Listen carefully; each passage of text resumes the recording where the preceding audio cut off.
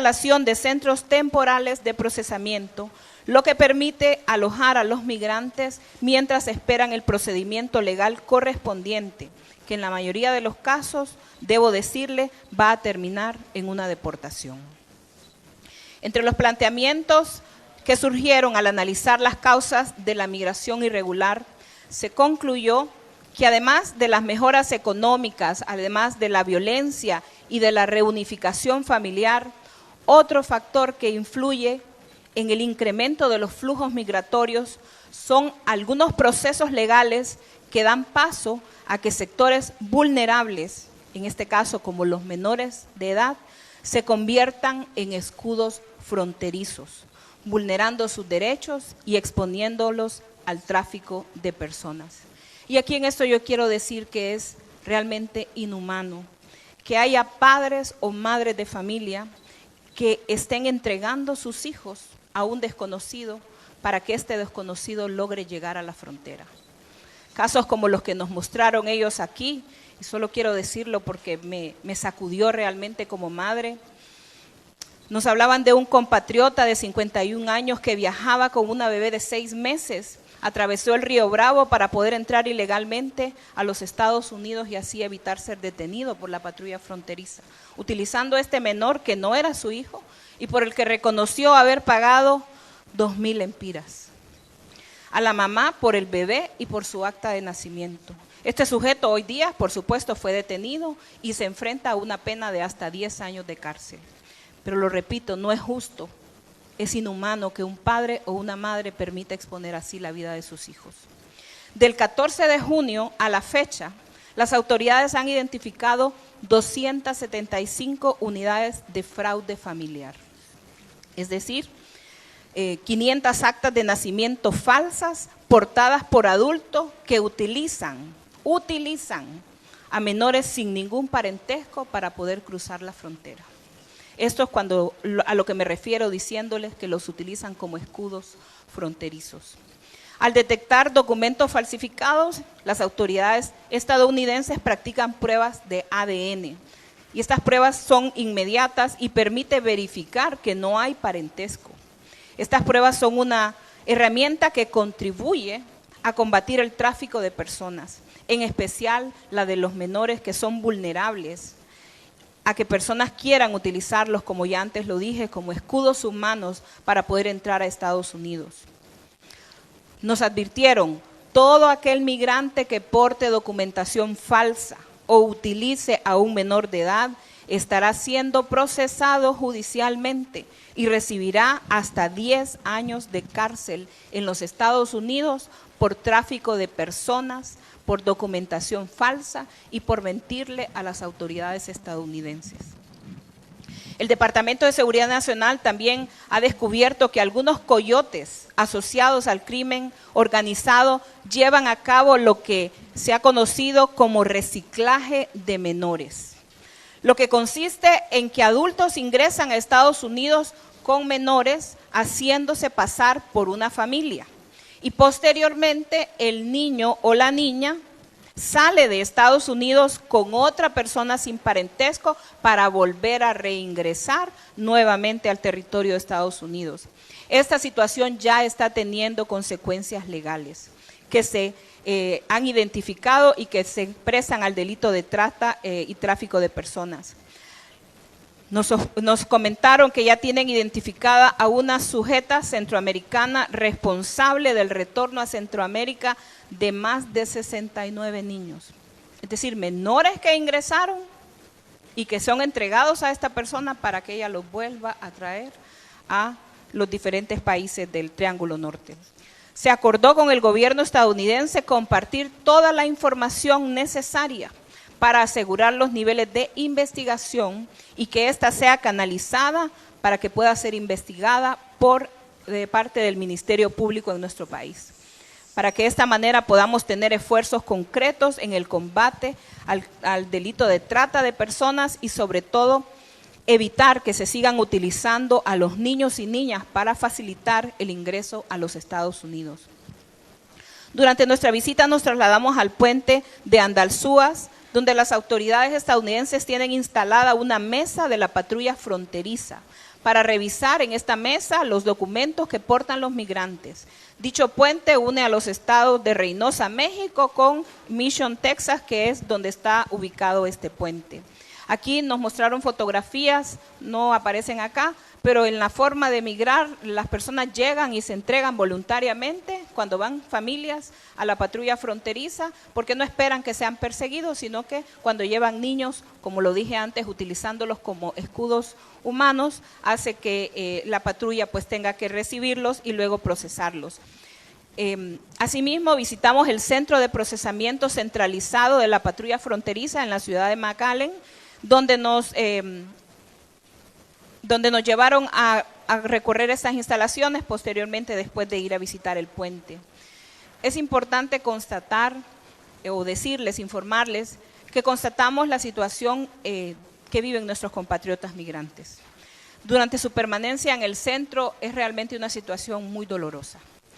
Ellos están separados, las familias, durmiendo muchas veces en colchonetas y en el suelo, y la estadía, debido a la cantidad de migrantes del Triángulo Norte y de otros países del mundo, se ha prolongado por más tiempo de lo que era antes acostumbrado.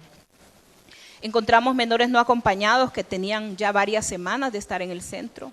Me conmovió mucho el caso de una niña de 17 años con un bebé de 3 meses en esas condiciones, y me dijo, tengo ya 17 días de estar aquí. Y pregunté directamente al oficial que me acompañaba en el recorrido y me dijo, lo sabemos, el problema es que no tenemos lugar donde mandarla, y mientras no tengamos donde mandarla a un centro de protección temporal, va a tener que continuar estando en el centro. Y eso pues es realmente doloroso. Pude hablar con muchos de nuestros compatriotas y la situación para ellos era en extremo de angustia por las condiciones en que estaban y por la situación que estaban enfrentando. Encontramos, como ya lo dije, menores que no pueden ser llevados a los centros por no tener en este momento los espacios suficientes y adecuados para que puedan continuar con sus procesos migratorios. Quiero reconocer, y lo hemos hablado con la Fuerza de Tarea, los esfuerzos que está haciendo el Departamento o la Secretaría de Seguridad Nacional de Estados Unidos a través de la patrulla fronteriza para atender esta situación. Sabemos que la situación es grave, sabemos que ellos hacen su mejor y mayor esfuerzo, pero que la situación ha rebasado en parte las capacidades de los países para hacerle frente a este fenómeno migratorio. Posteriormente de visitar este centro de procesamiento, nos trasladamos a la instalación DONA Facility, que es un espacio temporal que las autoridades estadounidenses han habilitado para poder liberar espacio dentro de las estaciones de la patrulla fronteriza. En este centro las familias permanecen algunas veces hasta 3 días esperando a ser procesadas, es decir, a tener su primer contacto con la autoridad. De ahí pasan a los centros de procesamiento y posteriormente a definir su estatus migratorio en Estados Unidos. Hablábamos con las familias y les decíamos que tienen que tener paciencia mientras esperan estos procesos, porque como ya lo dije, hay realmente un flujo importante de personas de diferentes lugares de la región. Las autoridades estadounidenses nos indicaron que en los próximos días se realizará la deportación de más de 3,000 hondureños, los cuales van a sumar a los 50,903 deportaciones que se han recibido al 14 de junio del presente año en los centros del migrante retornado en nuestro país, significando un incremento del 39.20% en comparación al mismo periodo del año 2018, lo que equivale a 14,323 connacionales más que el año anterior.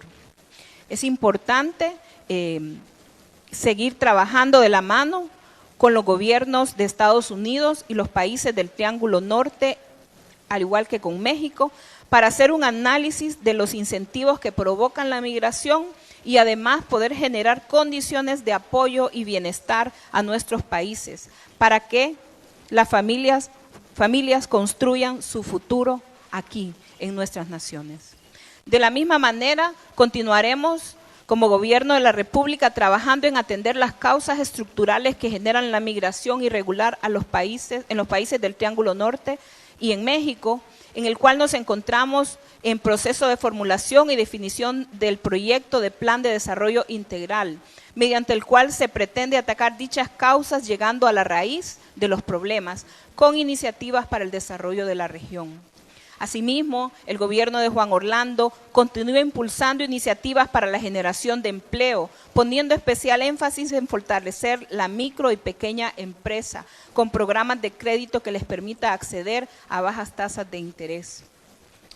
Muchos de nuestros compatriotas con los que conversábamos son cafetaleros, que a raíz de la crisis del café han decidido movilizarse, otros por razones económicas. Así que en la medida que generemos esas condiciones que ya se están llevando a cabo en el país, creemos que puede ser una importante oportunidad para que nuestros compatriotas no tengan que separar sus familias ni arriesgarse a la ruta migratoria que tiene tanto peligro.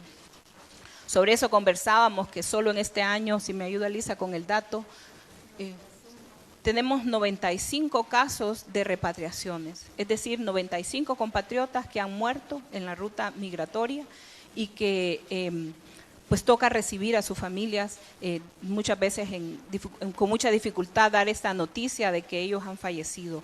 Por eso vuelvo a insistir y quiero finalizar reafirmando nuestro llamado a los padres y madres de familia que no expongan a sus hijos a los riesgos de la migración irregular.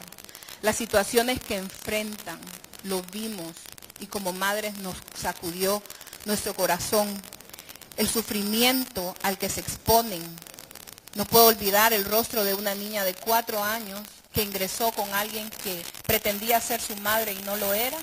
Y era una niña que estaba aislada, separada de los demás, sufriendo probablemente el abandono, y expuesta a un proceso que va a tomar muchos meses para poderla reunificar con su familia.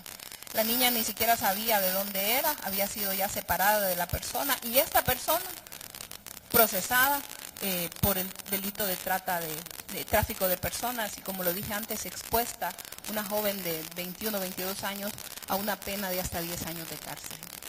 Entonces, padres y madres, no expongan a sus hijos. No vale la pena el riesgo a los que se ven sometidos, no vale la pena el sufrimiento al que los exponen, cuando al final de todo este proceso lo más seguro es que van a retornar al país y que van a tener que venir a enfrentar condiciones difíciles porque todo lo que tienen lo han vendido para poderse ir. La pregunta que le hacía yo a nuestros compatriotas, ¿cómo se fueron? Pagándole a un coyote. ¿Cuánto le pagaron? $2,000, $3,000, $4,000. Cuando ese dinero bien lo pudieran invertir aquí para generar oportunidades para su familia sin necesidad de dividirse.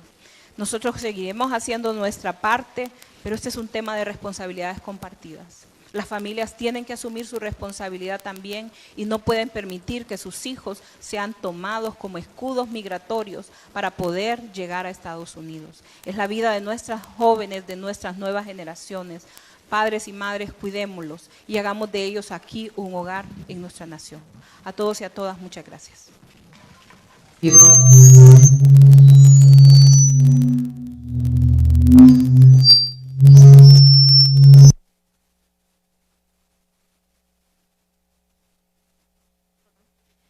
De esta forma concluimos.